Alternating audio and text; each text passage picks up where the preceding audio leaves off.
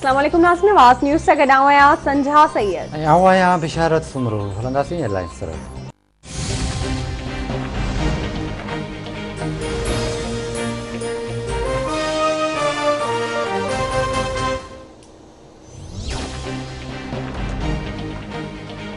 वफ़ाक़ी सरकार सिंध हुकूमत के चीन का सिधो सो वैक्सीन की खरीदारी की इजाज़त ॾेई छॾी। सेहत वारी सूबाई वज़ीर अज़रा पेचो चयो आहे त सिंध हुकूमत 50 करोड़ रुपया वैक्सीन ख़रीद करण लाइ रखिया आहिनि। कुछ ॾींहनि में कीन साइनो वैक्सीन जा 20,000 डोज मिली वेंदा। वैक्सीनेशन लाइ UC सतह ताईं सेंटर खोलिया अथऊं। वायरस के पखिड़जण खां रोकण लाइ रेलवे स्टेशन ऐं बसुनि में भी चकास सख़्त कई वई आहे। सूबाई वज़ीर पारां आवाम खे मास्क पाइण, फासलो रखण ऐं साबुन सां हथ धोइण समेत SOPs ते सख़्ती सां अमल करण की अपील कई वई आहे। चवे थी जेकॾहिं खुदा न करे पंजाब जहिड़ी सूरत हाल पैदा थी त अस्पतालूं ॿार न खणी सघंदियूं। जिना अस्पताल NICVD ऐं NICH जो इंतज़ाम संभालण लाइ लिखियल ख़त जो वफ़ाक़ अञा ताईं जवाब न ॾिनो आहे।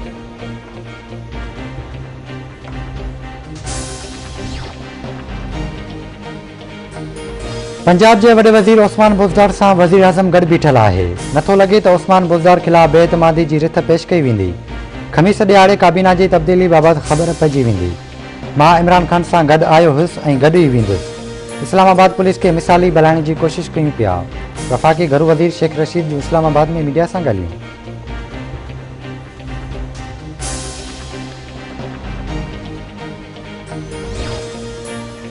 वज़ीर आज़म इमरान खान का पोइ सदर डॉक्टर आरिफ अलवी, बचाव वारो वज़ीर परवेज़ खटक ऐं अॻूणो नाणे वारो वज़ीर हफ़ीज़ शेख भी कोरोना वायरस में मुब्तला। सदर आरिफ अलवी चवे तो दुआ है त अल्लाह ताला सभिनी खे कोरोना वायरस खां बचाए।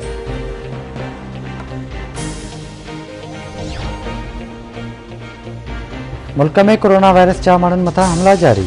कोरोना वायरस वधीक 100 मरीज़नि जूं हयातियूं गिड़काए वियो। फौतुनि जो अंग वधी 14,356 ताईं पहुतो। NCOC मूजिब 24 कलाकनि दौरान 4,084 नवा केसेस आहे।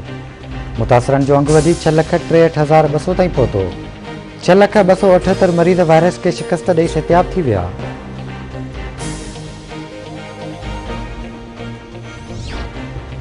हफ़ीज़ शेख फारिग, हमाद हसन नाणे वारो वफ़ाक़ी वज़ीर मुक़र्रर। वज़ीर आज़म इमरान खान नदीम बाबर के भी उहदे तां हटाए छॾियो। ताबिश गोहर पेट्रोलियम वज़ारत बाबत वज़ीर आज़म जो सलाहकार मुक़र्रर। काबीना डिवीज़न पारां नोटिफिकेशन जारी।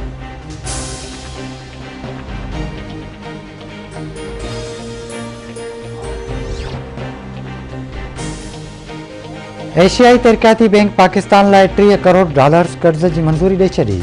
एशियाई तरक्याती बैंक की पधराई में चयो वियो आहे त पाकिस्तान लाइ मंजूर कयल रक़म मां 300 मेगावाट पन बिजली ठाहिण जो मनसूबो मुकमल कयो वेंदो।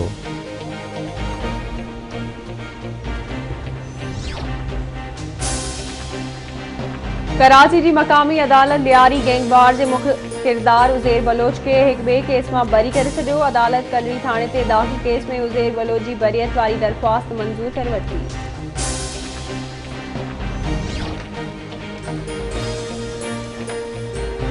सालेपट में क़त्ल थियल सहाफ़ी अजय कुमार लालवानी के केस में गिरफ़्तार जवाबदार रज़ा शाह, मुस्तफ़ा मीरानी, अकबर मंगरियो, जानिब मीरानी और जमील शाह के रोहिड़ी की अदालत में पेश किया वियो। अदालत समूरन जवाबदारन के 7 ॾींहनि के जिस्मानी रिमांड ते पुलिस हवाले करे छॾियो।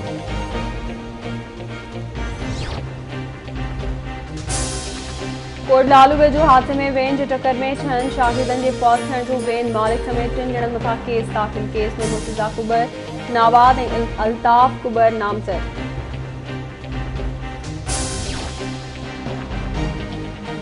हौसपुर के कचेवार इलाके में पुलिस के ऑपरेशन दौरान 9 मुग़ियुनि मां 6 के बाजियाब कराने की दावा। ऑपरेशन दौरान पुलिस और ॾुआरियुनि विच में फायरिंग सबब इलाको जंग जो मैदान बणियल।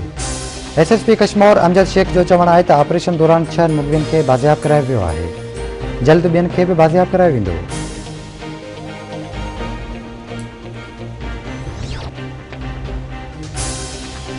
ढाबे की भरसां कोस्टल हाईवे ते अणॼातल गाड़ी टक्कर में 2 नौजवान फौत थी विया। फौतन की सुञाणप कराची वासी मोहम्मद समीर और अरसलान तौर थी।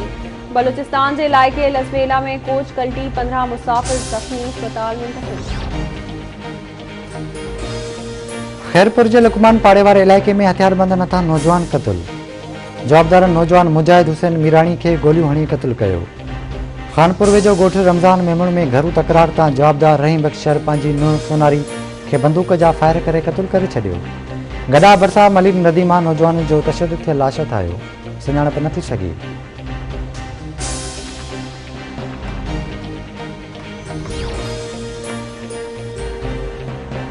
कोटड़ी में जवाबदार नाए क्लास जी शागिर्दाणी मुस्कान गोपान के मुबैना तौर अगवा करे विया। न्याणी जे वालिद दानो आहे त मुस्कान खानगी स्कूल में पढ़ंदी हुई। स्कूल मां घर मोटने रस्ते तां 4 हथियारबंद खेस जबरदस्ती अगवा करे विया आहिनि। पुलिस खां फरियाद ई नथी वठे।